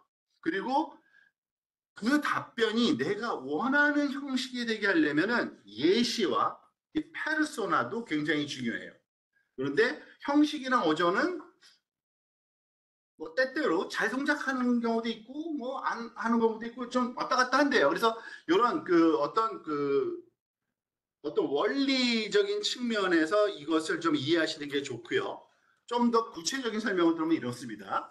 일단 명령이라는 게 뭐냐면 얘가 그러니까 그 동사들이 다 명령이에요. 여기서는. 그러니까 뭘 해라는 거. 예를 들면 다음 문장을 영어로 번역해. 그죠? 번역하라는 게 중요한 거죠. 문단을 간결하게 요약해. 이런 것들이 근데 얘가 뭘 해야 될지는 명확히 명령을 해야 되고요. 맥락. 도대체 뭘 하라는 건지 그 배경 지식을 반드시 줘야 돼요. 예를 들어서 이런 겁니다. 이렇게 한 가지 예인데 지금 여기서는 진짜 명령은 요 제일 밑에 있어요. 광고 문구를 작성해. 근데 도대체 무슨 광고 문구를 작성하라는 거야? 설명을 해야 되잖아요. 그죠? 이 그릭 요거트는 식이섬유와 단백질 함량이 높으며 특히 설탕을 넣지 않은 것이 특징입니다. 제품은 다이어트나 건강한 생활을 중시하는 20대 후반부터 30대 중반의 소비자를 타겟으로 합니다. 이러한 상품의 광고 문구를 작성해 라고 하는 거죠. 그러면은 상품에 관한 지식이 쭉 들어가 있죠. 이런 걸 문맥이라고 해요. 그러니까 내가 무슨 일을 시킬 때그 배경 지식을 충분히 설명을 해줘야 돼요. 예를 들어서 또 이런 것도 굉장히 중요합니다. 예시라는 걸 주면은 아주 잘 동작하는데 예시는 뭐냐면 광고 문구를 작성해 했지만 얘가 네 마음대로 하는 게 아니라 이런 형태로 나는 원해. 이런 형태의 광고 문구였으면 좋겠어. 예를 들면 설탕 없이도 충분히 맛있다. 건강을 위한 한 스프레이기죠. 빵빵빵 이렇게 해줘. 라고 예를 하나 주는 거예요. 그리고 당신을 아침에 활기차게 건강 없이 빵빵빵 그릭 요거트와 함께 하세요. 이렇게 만들어줘. 그러니까 얘가 원하는 스타일이 뭔가 라는 걸 알려주는 거예요. 내가 원하는 스타일이 뭔지를. 그러면은 아주 그럴싸하게 비슷하게 잘 만들어요. 또 하나 페르소나를 주면은 또 그러니까 대상에 따라서 광고 문구를 만들더라도 이게 애기들이 말하자면은 그 수요자인지 주부가 수요자인지 아니면은 뭐 직장인들이 수요자인지에 따라서 문구 톤이 좀 달라져야 되잖아요. 그죠? 그럴 때 요거를 페르소나를 쓰면 딱 좋아요. 어린이 관점에서 한번 설명을 좀 해줘. 또는 따뜻하고 친근한 친구처럼 설명을 해줘. 뭐 이렇게 해도 되고요. 형식이나 어조 이거는 뭐 꼭 필요하지 않지만 이렇게 쓰면은 그렇게 잘 동작한다는 얘기입니다. 반드시 5줄로 시를 만들어주면 명확하잖아요. 그죠? 형식을 가르쳐 준 거고요. 소개 문구를 3가지 버전으로 각각 한 줄씩 하면 내가 원하는 형식이 있는 거죠. 그 형식을 가르쳐 주면 그렇게 잘 말하자면 동작을 해요. 챗GPT 얘기하는 겁니다, 지금. 또 하나, 어조. 이것도 결과를 약간 터치할 때 친근한 어조, 유머러스하고 가벼운 어조 등등등 이런 것들이 우리가 사용할 수 있는 요 6가지의 구성 요소를 적절하게 써서 내가 원하는 형식의 답변이 나오도록 하면 되는 겁니다. 그게 소위 프롬프트 엔지니어링. 근데 이거는 어떤 답이 있다기보다도 많이 연습을 하다 보면 자주 쓰다 보면은 자기가 발견하는 방법론이 있어요. 그런 거를 정리한 거거든요, 이게. 그러니까 이걸 기준으로 한번 정리해 나가면 아마 챗GPT가 여러분이 원하는 형식의 답변을 잘 줄 거라는 거를 확인할 수가 있게 됩니다. 그래서 예를 하나 들어볼게요. 지금 이거 광고 문구 작성하는 건데요.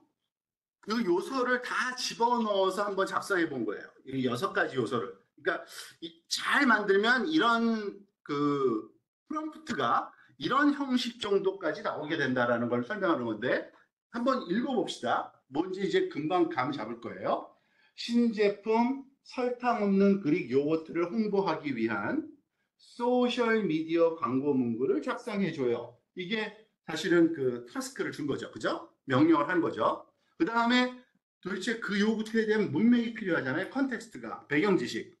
이 제품은 설탕이 첨가되지 않은 고단백 그릭 요거트로 건강과 웰빙을 중요하게 생각하는 20대, 30대 소비자들을 타겟으로 합니다. 주요 특징으로는 고단백, 무첨가 설탕, 저지방입니다. 또한 다이어트를 고려하는 소비자와 운동을 즐기는 사람들에게 적합한 제품입니다. 그리고 예도 줬어요. 다음 예시처럼 하라고. 설탕 없는 진짜 건강 짠딴딴 그릭 요거트로 바로 시작하세요. 등등등. 그 다음에 마지막에 친근하면서도 신뢰감을 주는 영양 전문가처럼 작성해 주세요. 그리고 따뜻하고 희망적인 어조로 해줘. 등등등. 이 6가지를 반드시 다 써야 되는 건 아니지만 적절하게 한번 써봤더니 이런 프롬프트가 생긴 거고, 그러면 사용자가 의도한 대로 답변이 나올 확률이 굉장히 높은 거예요. 아시겠죠? 그냥 이거를 다 무시하고 신제품 설탕 없는 그릭 요거트 광고 문구 작성해줘 하면은 물론 답변이 나올 거예요. 근데 우리가 원하는 스타일은 아닐 확률이 높아요. 그죠?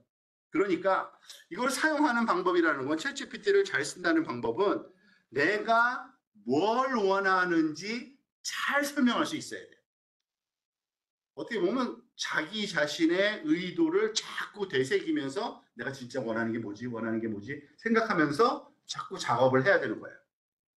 자, 그러다 보면 이게 어디까지 그러니까 챗GPT의 프롬프트가 과연 우리가 문장을 잘 만들어서 하면 답변을 잘한다고 했잖아요. 어떻게까지도 사용될 수 있는지를 아주 끝판왕을 하나 보여주는 게 있는데 이게 챗봇까지도 가능합니다. 챗봇이라는 건 뭘 얘기하는 거냐면 여러분들 요즘에 아마 쓰는 분도 있고 안 쓰는 분도 있을 텐데 그 은행 같은 데서 이제 요즘에는 창구 가서 물어볼 수가 없어요. 답변도 안 해줘요. 그냥 앱을 켜서 챗봇에다가 질문하시라고 막 그러잖아요. 근데 그게 그 반대쪽에 직원이 답변해 주는 거 아닌 거 아시죠? 다 컴퓨터가 답변해 줘요. 그걸 챗봇이라 그래요. 뭐 금융권이나 아니면 보험회사나 아니면 다 반대쪽에 그 로봇가 타이핑하고 있지 않아요.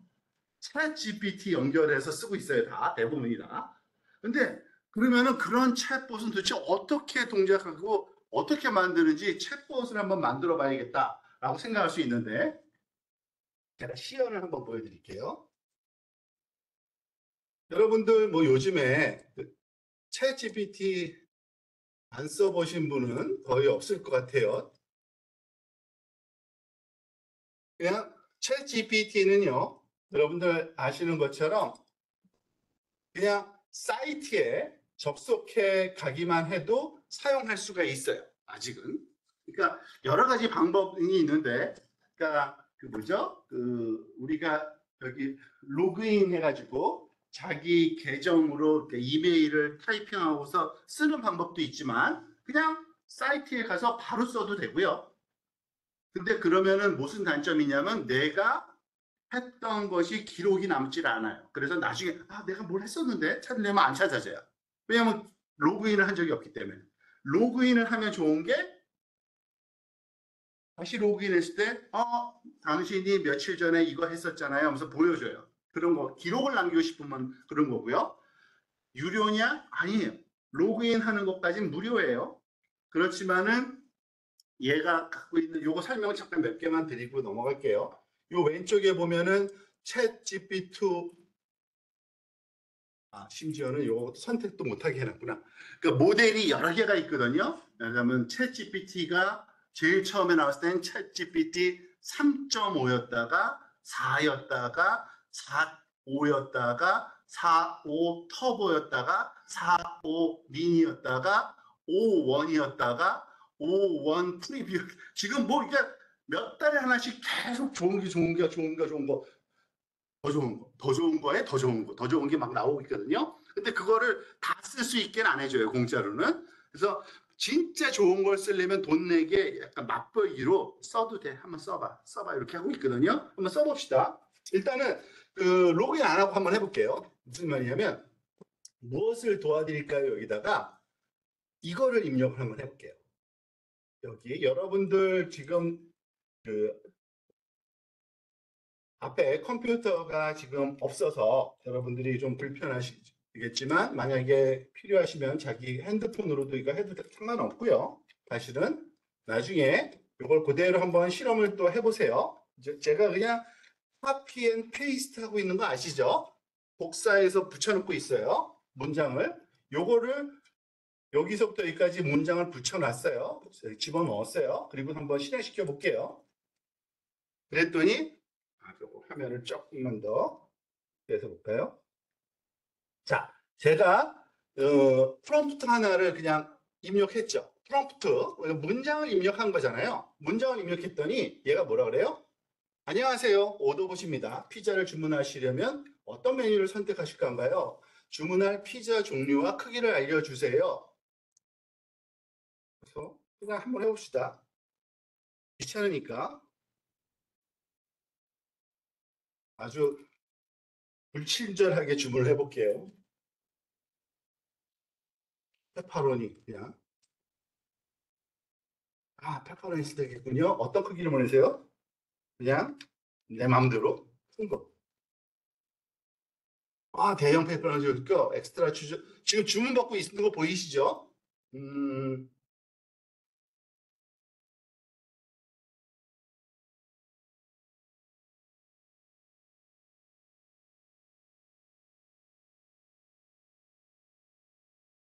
이게 그러니까 이렇게 불친절하게 하라는 뜻이 아니라, 그러니까 뭐라 그러죠? 못같이 말해도 못같이 알아듣는다 그러죠. 지금 그래요. 그러니까 그 챗GPT의 장점이 그거예요. 그러니까 말이 정확할 필요도 없을 정도인데도 알아들어요 다. 보세요. 그냥 됐고 콜라도 큰 거 하나 줘요. 이렇게 할게요. 알아듣죠? 대형 페퍼로니 피자와 대형 콜라 추가하셨네요. 더 할 거 있네요.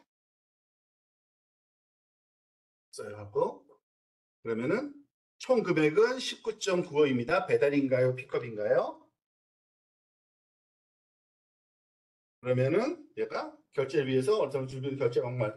자, 이 결제 방법은 좀 연결이 안 돼 있어서 그렇지만 지금 보세요. 무슨 일이 일어나는지 가만히 지금 뭔 일이 일어나는지 한번 가만히 생각을 해보세요. 제가 프롬프트로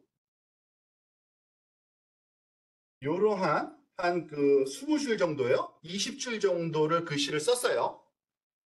그랬더니 얘가 주문을 받아서 결국 그 피자 주문받는 알바생처럼 행동을 하죠. 그러니까 챗봇으로 동작을 하죠. 챗봇을 만드는데 그럼 필요한 게 뭘까요? 프롬프트 한 페이지인 거예요. 결국에. 한번 도대체 프롬프트를 어떻게 했는지 볼 필요가 있겠죠. 어떻게 해야 되는지 볼까요?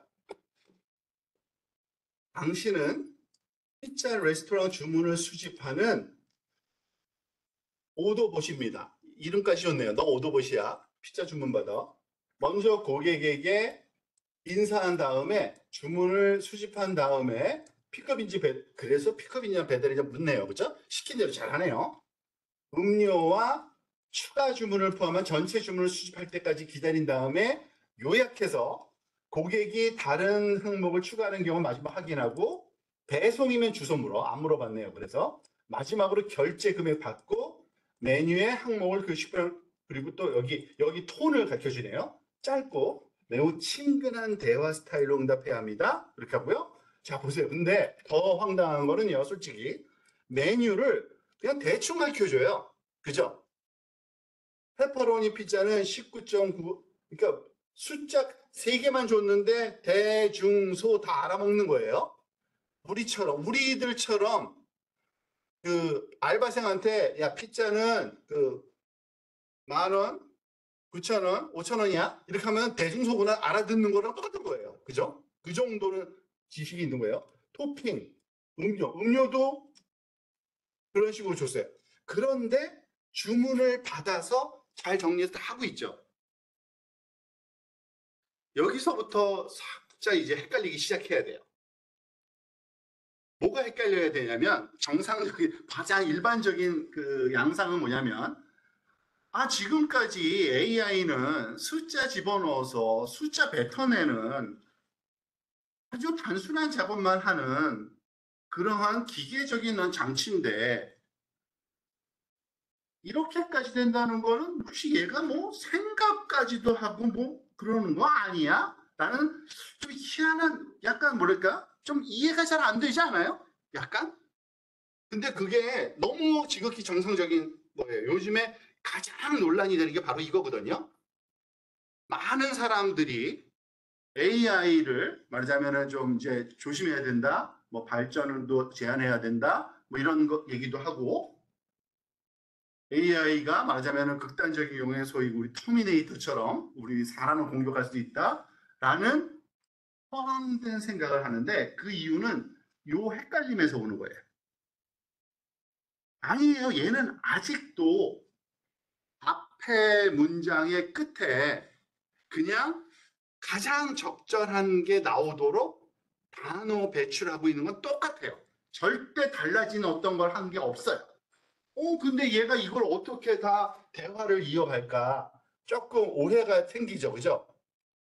사실은요, 여기 대화할 때 여러분들이 잘 모르는 게 하나 있는데 숨겨진 게 얘가 안녕하세요, 오도보십니다 한 다음에 제가 이렇게 페파로니 이렇게 썼잖아요. 그러면은 페파로니 다음에 올 문장을 찾는 게 아니에요. 사실은 이전에 썼던 걸 몽땅 줘요, 얘한테. 그 얘기는 뭐냐면 제가 페파로니라고 입력하더라도요. 실제로 챗GPT한테 뭐가 입력되냐면 여기서부터 입력이 들어가요. 당신은 이렇게 합니다. 이런 거 다 가르쳐주고 안녕하세요. 네가 이렇게 얘기했어. 그런데 사용자는 페파로니라고 답했어. 그 다음에 올 첫 번째 단어로 가장 적절한 거는 뭐겠어요? 페파로니요 하면서 이렇게 써야지 무장이 되죠. 그죠? 좋아요 하면서 페파로니 선택하셨네요. 그죠? 앞에 그 수십 개의 줄을 보건데 가장 적절한 문장이 이건 거예요. 그리고 나서 제가 또 답변을 또 했죠. 큰 거. 그런데 얘가 큰 거라는 입력 다음에 올 단어를 찾는 게 아니라 앞에서부터 또 다시 처음부터 다시 시작해요. 당신은 피자 레스토랑 주문을 받는 사람입니다. 어쩌고저쩌고 하면서 조금 전에 너가 질문했고 그 사람이 페파로니라 그랬고 너가 페파로니에 이거 있다고 얘기했어. 근데 이 사람이 큰 거라 그랬으니까 큰 거 다음에는 뭐라고 대표해야 돼? 네, 형 페퍼로니 주문했네요 하면서 이어가는 게 가장 그럴싸한 문장인 거예요. 그런데 우리가 보기에는 기억도 하고 생각도 하는 것처럼 착각을 일으키는 거죠. 그죠? 아시겠죠? 이게 엄청난 그런 그 아주 사소한 기술인데 결과로 보면은 굉장히 유익한 그런 기술이 돼버린 거예요, 사실은. 자, 그래서 그러면 이렇게 유용한 기술이 우리한테 이제 가까이 왔잖아요. 그죠? 그러면은 도대체 뭘 어떻게 쓰는 게 좋을까? 한번 생각을 해봄직해요. 그런데 얘네 이 챗GPT 특히 생성형 AI의 좋은 점은 그 정리정돈을 잘한다고 하는 것도 있지만 또 하나는 그 어떻게 되나요? 브레인스토밍이라고 그러죠. 그러니까 우리가 뭔가를 하고 싶은데 어디서부터 시작해야 될지 잘 모를 때, 그죠? 뭐 세상에 뭘 그걸 잘하려면 당연히 책도 찾아보고 인터넷도 찾아보고 다 해야 되잖아요. 근데 그거 너무 많은 시간 걸리잖아요. 그래서 그런 류의 질문을 하면 굉장히 답변이 잘 나와요. 예를 들어서 이건데 지금 이 강의의 제목 자체가 생성형 AI의 원리하고 그거를 일상생활에서 잘 활용하는 방법. 제가 한번 물어봤어요, 사실은. 챗GPT한테 이런 강의를 하는데 진짜 활용하기 좋은 그런 응용 분야들이 어떤 게 있을까? 카테고리별로 한번 정리를 좀 해봐.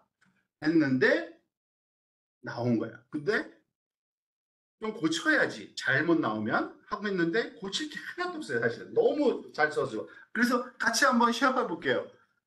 얘가 답변한 게 이래요. 챗GPT와 같은 LML들은 일상생활의 효율성을 높이고 새로운 정보를 습득하며 창의적인 활동에 영감을 주거나 정서적인 지원을 제공하는 등 다방면에서 유용하게 쓸 수 있습니다. 하면서 카테고리 한 4가지를 주더라고요. 5가지인가? 근데 하나 정도는 내가 지웠어요. 너무 그 구태의연한 거는 지워버렸는데 3, 4, 그죠? 4가지죠. 근데 이거 읽어볼 가치가 있어요. 제가 한번. 왜냐하면 그 중에 여러분들이 저렇게 쓰면 되겠구나라고 한번 생각을 해보시면 됩니다. 그러니까 뭔가 새로운 거 배우고 싶을 때 그거에 말하자면은 그 도움을 받기가 너무 좋아요. 뭔가 공부할 때. 여러분들 지금 뭐 생성형 AI에 대해서 듣고 있지만 사실 저한테 강의를 듣고 있지만 더 오기 전에 만약에 나는 사전 지식을 좀 갖고 가야지. 그러면 챗GPT 나 생성형 AI 강의 들을 건데 생성 AI 기초에 대해서 한 페이지 정도로만 아주 중요한 내용만 가르쳐 줄래? 하면은 이렇게도 좋을 거예요. 그거 읽고 온 사람들은 역시 난 준비됐구나 라고 도움이 될 거예요. 근데 그거를 본인만 쓸 게 아니라 자녀한테 가르쳐줘서 이렇게 하면 훨씬 도움이 될 거야 라고 해도 되겠죠. 그래서 다양한 주제에 대해서 정보를 빠르게 그리고 내 수준에 맞게 설명을 얻어낼 수가 있어요. 그죠? 그것도 힘들잖아요. 좋은 자료는 많은데 내 수준에 맞는 자료를 찾는 데만 몇 시간, 며칠이 걸려요, 사실은. 그죠? 외국어 학습은 뭐 이제 너무 잘 되는 거 알죠? 이제 영어뿐만 아니죠. 모든 언어가 이제 번역이 되기 때문에 번역뿐만 아니라 그 언어로 설명이 다 됩니다. 이 자녀 교육부죠. 숙제, 과제, 나 그거 몰라. 그러지 말고요. 챗 GPT한테 물어봐서 답변을 해주면 돼요. 물론 자녀들한테 그거를 직접 쓰게 하는 것도 좋지만 그거 전에 일단은 부모도 알면서 가르쳐 주는 게 가장 좋기 때문에 먼저 어떻게 설명할지 특히 초등학생이면 초등학생에 맞는 설명으로 해줘 하면 그 수준으로 설명을 해줘요. 중학생이면 중학생 수준으로 설명해 주고요. 그러니까 말하자면 자녀들 교육에 도움이 많이 될 거고요. 또 하나 의사결정 이거 진짜 요즘에 워낙 뭐죠? 온라인 쇼핑이 많이 뭐죠? 사용되다 보니까 그 접근성은 좋은데 또 판단이 잘 안 서요. 도대체 예를 들어서 라이스 쿠커를 사야 되는데 어디 게 요즘에 가장 인기 있고 가장 뭐 좋은지 뭐 등등등 스마트폰은 또는 뭐 노트북을 사고 싶은데 너무 빨리 발전하니까 좋다고 샀는데 아들이 엄마 그 10년 전 건데 이러면서 안 되잖아요. 그죠? 옛날 거를 사면 안 되잖아요. 요즘에 트렌드에 맞는 거 그런 거를 추천받기 너무 좋았고요. 그러니까 여기에는 정보 플러스 판단이 들어가는 것들이에요. 그죠? 단순한 정보는 웹 검색으로 다 돼요. 근데 우리가 웹 검색한 다음에 이거야라고 하는 적 없어요. 수십 개를 살펴보고 판단을 하잖아요. 우리는. 그것까지 해주는 게 챗GPT라고 보시면 되는 겁니다. 판단까지. 그죠? 근데 뭘 기준으로 판단할지를 프롬프트로 써줘야지만 답변을 해주는 거예요. 예를 들어서 이런 거는 뭐 늘 그렇죠. 여행 가고 싶은 요즘에 뭐 워낙 여유가 많이 생겨서 해외여행 또 오히려 국내 제주도 가는 것보다 동남아 가는 게 훨씬 싸다고 많이 알려져 있죠. 외국 여행 가고 싶은데 잘 모를 때 여행지 추천 일정 계획 저렇게 자세하게 뭘 해주겠어? 라고 제가 이따 데몬스트레이션 하나 이렇게 하이라이트 해놓은 이유가 그렇게 자세하게 설명할 수 있도록 프롬프트를 짜놓으면 되는 거예요. 식단 계획, 요리, 레시피 이건 쓰고 있는 분 있을 것 같긴 한데 요즘에 뭐 워낙 음식 잘하시는 분들이야 뭐 아이디어가 뭐 축축하겠지만 또 이거야 이런 소리 듣는 것보다 어떻게 매주 메뉴가 바뀌어 엄마 도대체 어떻게 된 거야? 라는 소리 들을 정도로 다양한 그런 그 방법을 특히 이런 거를 학생들 프로젝트로도 많이 했었는데 지금 벌써 나오고 있죠. 냉장고 재료 사진 탁 찍은 다음에 여기 있는 재료들로 만들 수 있는 메뉴를 추천해줘. 이게 가능해요. 지금 오늘 설명드린 그 기술로 그것까지 다 해놨어요. 지금 사진 이해하게 해놨거든요. 사진을 이해하게. 근데 똑같은 원리예요. 진짜 똑같은 망치로 그걸 만들어 놨을 뿐이에요. 창의적인 활동 및 취미 개발, 글쓰기, 창작 지원. 너무 잘 쓰죠. 글 쓰는 거 너무 잘하고요. 취미 활동 관련 정보 제공, 뭐 우리가 알다시피 DIY, Do It Yourself라 그래가지고 직접 해보는 거 이런 거 방법들 다 가르쳐주고요. 게임 및 재미 요소, 게임 같은 거 당연히 제한할 수 있고요. 또 하나, 정서적 지원 및 개인 성장.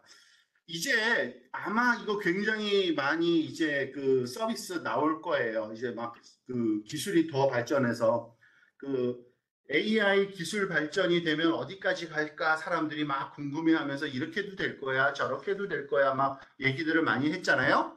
그 중에 하나 대표적인 것 중에 얘가 하나가 그 인공지능 관련된 그 영화 중에 허라는 영화가 있었어요. 허란. 본 사람 있을지 모르겠는데 어떠한 그냥 남자, 중년 남자가 그냥 대인관계가 별로인 사람인데 인공지능 챗봇하고 얘기를 하는 거예요.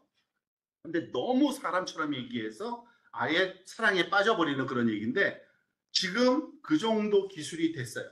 그러니까 너무 사람처럼 즉각적으로 감정을 담아서 원하는 스타일의 톤으로 원하는 목소리로 자연스럽게 설명을 해주는 이게 실시간 그 다 되고 있어요. 지금 이제 그건 나온 지 한 몇 주 안 됐는데 진짜 지난달에 나왔거든요. 그러니까 그것도 금방 될 것 같아요. 자기 개발, 목표 설정 이런 거 도와주고요. 대화 및 아이디어 브레인스토밍은 진짜 너무 좋아요. 여러분들이 뭔가 새로운 거 하고 싶을 때 말하자면 제안을 좀 해봐 하면은 예를 들어서 뭐 내일 뭘 하고 싶은데 뭘 해야 될까? 무슨 레크레이션으로 뭘 해야 될까? 제안을 해보라든지 생각이 딱 정리가 안 될 때 그때 이런 걸 사용하시면 너무 좋습니다. 자, 그런데 자, 아까 챗봇에서 본 것처럼 여러분들이 우리가 진짜 굉장히 잘 그리고 내가 원하는 형태로 동작하려면 뭔가가 말이 그럴싸하게 잘 정리정돈이 되어 있어야 돼요. 그게 프롬프트 엔지니어링이라고 부르는데 그걸 내가 일일이 다 해야 될까요? 과연 또? 아마 이거는 그 조금 그 뭐죠? 굉장히 그 스마트한 사람이라면 그런 생각도 하셔.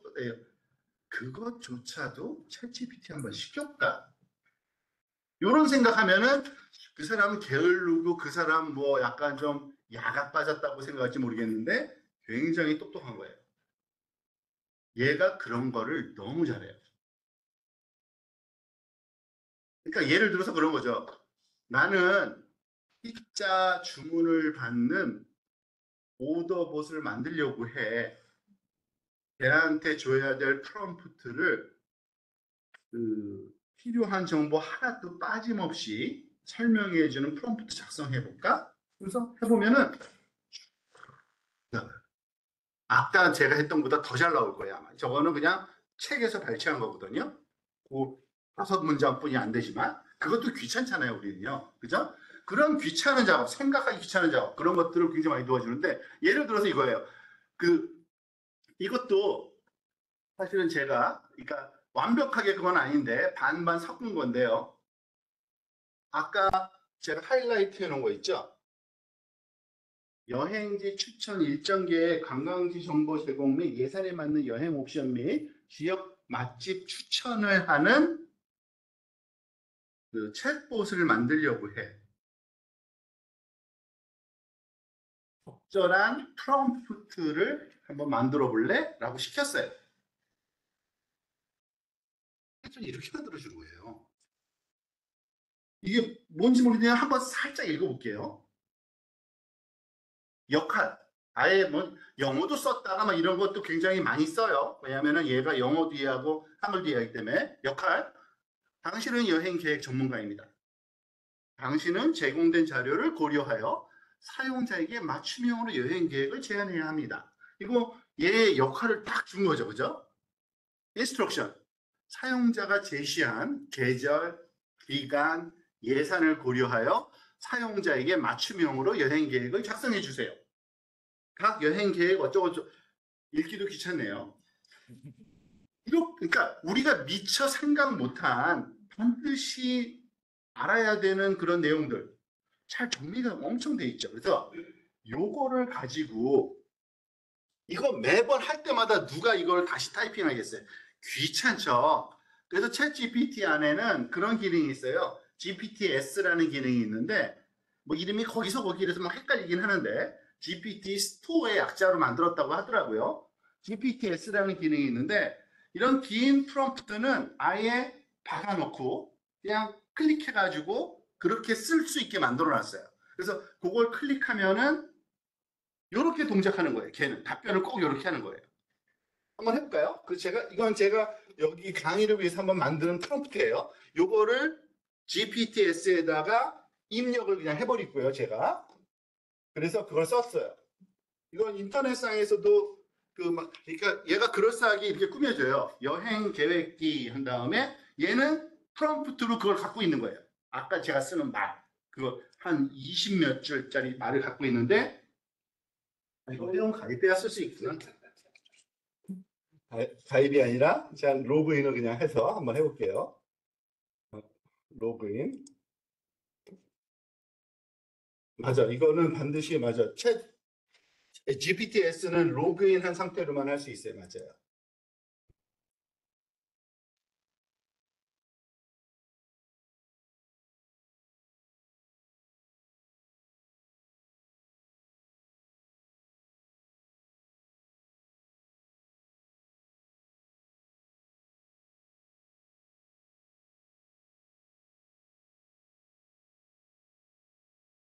자,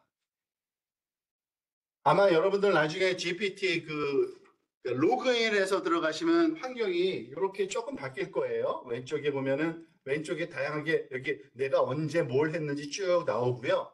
내가 옛날에 했던 채팅 기록 나오고요. 요 위쪽에는 그러니까 GPTS라 그래가지고 지금 제가 만든 것처럼 그러니까 미리 정해진 뭐라 해야 되면 동작을 하도록 만든 프라이빗 GPT라고 보시면 돼요.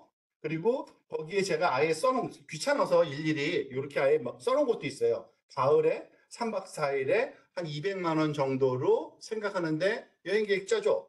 타이핑하기 귀찮을 때는 요거 그냥 그러니까 누르기만 해도 돼요.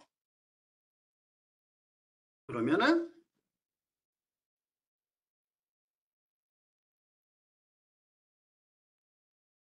200만 원으로 3박 4일이면은 교토 갔다 오는 게 좋다고 하면서 1일차 오전 오후 어디서 뭘 먹고 뭘 관람하고 2일차 관람하고 3일차 사실 잘 모르겠어요. 어느 정도 정확히 저도 가보진 않아서 교토를 모르겠는데 예산까지 다 하고 항공편도 어디서 하는 게 좋고 숙박은 어디서 하는 게 좋고 특별한 팁까지 그러니까 완벽하게 이대로 할 필요는 없겠지만은 이 정도면은 이제 슬슬 시작해도 될 것 같아요. 여기 기초로 한번 진짜 전화해서 항공권 예매해보고 맞는지 한번 해보고 틀리면 뭐 고치면 되겠죠. 아니면은 그냥 국내는 없어 한번 물어볼까요? 저 안 해봤는데.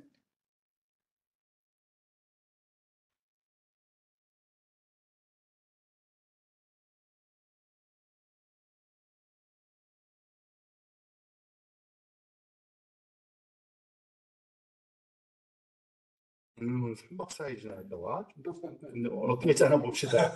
200만 원. 오죽헌도 갔다 오고 액수를 줄여. 액수를 얼마 다른 곳이 네? 게스트하우스에서 자는데 200만 원. 그때 말이에요. 그래서 안 할 텐데. 초당 두부는 맞아요. 강릉 가면 초당 두부는 좀 먹어줘야죠. 아 자전거 강포대교. 아 선교장이라는데 여기 가야 돼요. 대관료까지 한번 올라갔다고 그러는군요. 그러니까 200만 원에 맞춰서 하다 보니까 이렇게 한 거고요. 네. 220만 원 넘까요. 어. 그렇죠. 저렇게 제 생각보다 더 똑똑하네요. 네. 알아서 예산까지 줄여주네요. 가만히 있을 수 없죠, 우리. 비싼데 한 200만 원. 어마어마하고 칭찬도 좀 해줘야겠죠. 정말네요. 하여튼 이렇습니다, 지금 상황이. 아마 여러분들, 그러니까 제가 사실은 그 AI 강연을 특히 비전공자들한테 할 때 가장 핵심을 두는 것 중에 하나는 이 기술이 그 어떻게 보면 굉장히 보통 전문적인 용어로 파괴적인 기술인 건 사실이에요. 그러니까 기존의 질서를 무너뜨리는 건 사실이에요. 그런데 우리한테 유용한 기술인 건 사실입니다. 이거를 많이 쓰고 여기에 익숙해지는 게 중요하고 두려워하지 말고 그리고 이것의 부작용보다는 어떤 긍정적인 작용으로 여러분들이 많이 찾아서 활용하시면 굉장히 바람직한 그러한 이제 그 생활이 될 거라고 저는 믿습니다. 오늘 강연은 여기까지 하겠습니다.